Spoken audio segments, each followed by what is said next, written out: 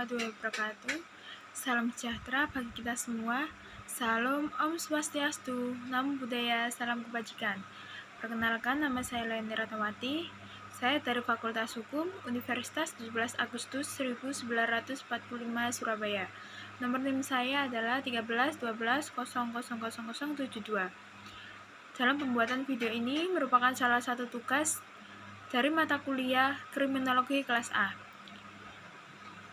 Dalam video ini saya akan menjelaskan bagaimana pengertian tentang kriminologi, jenis-jenis, contoh, dan lain sebagainya. Yuk simak video selanjutnya.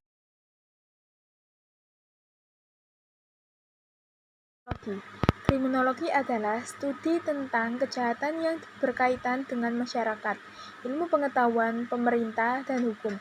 Sehingga bidang kriminologi memberikan banyak peluang untuk merangsang pekerjaan lantaran sebagian besar di bidang penegakan hukum dan psikologi tetapi juga di bidang lain. Dan kriminologi menurut para ahli. Yang pertama yaitu W.A. Boger. Kriminologi adalah ilmu pengetahuan yang bertujuan menyelidiki segala kejahatan seluas-luasnya. Yang kedua ada Wood. Kriminologi adalah keseluruhan pengetahuan yang diperoleh berdasarkan teori atau pengalaman yang bertalian dengan perbuatan jahat dan penjahat, dan termasuk di dalamnya reaksi dari masyarakat terhadap perbuatan jahat dan para penjahat. Yang ketiga, Notes. Kriminologi adalah ilmu pengetahuan tentang perbuatan jahat dan perilaku tercela yang menyangkut orang-orang terlibat dalam perilaku jahat dan perbuatan tercela itu.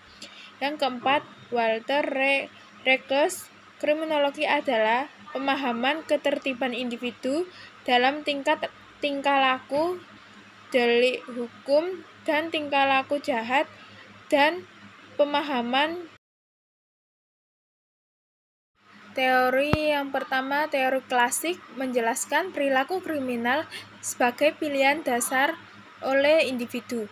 Yang kedua, teori biologis, mengklaim bahwa itu sebagian ditentukan oleh sifat biologis tertentu yang diwariskan. Yang ketiga, teori psikologi, menjelaskan perilaku kriminal sebagai konsekuensi dari faktor-faktor seperti arti pendidikan dan pengalaman masa kecil. Yang keempat, teori sosiologis, mengatakan bahwa kejahatan sebagian besar dipengaruhi oleh berbagai faktor dalam suatu komunitas seperti penindasan sistemik dan kontrol sosial informal. Studi kriminologi adalah yang pertama, kejahatan adalah suatu perbuatan yang bertentangan dengan norma kejahatan.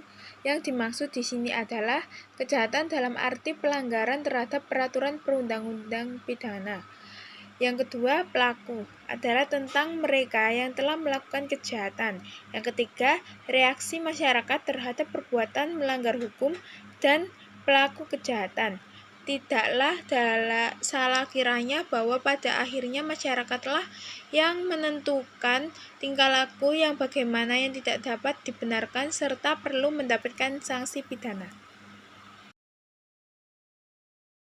Sebab melakukan kejahatan, tahapan untuk memahami sebab-sebab seseorang melakukan kejahatan merupakan tujuan mempelajari disiplin ilmu ini.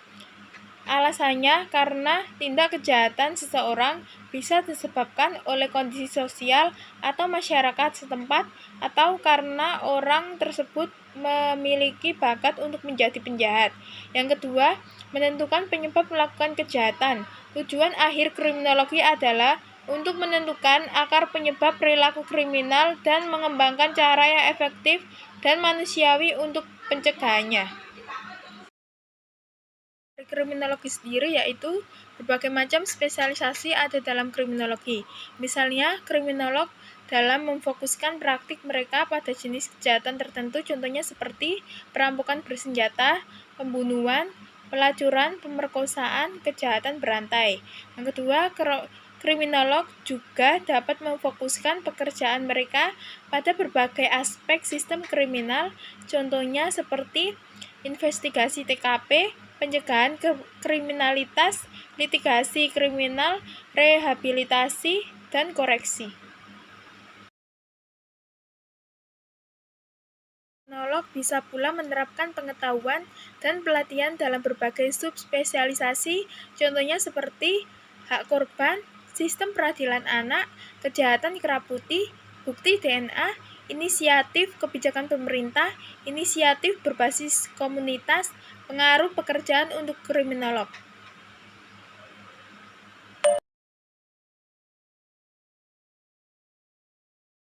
Dan penjelasan dari saya, apabila ada salah kata, mohon maaf. Wassalamualaikum warahmatullahi wabarakatuh.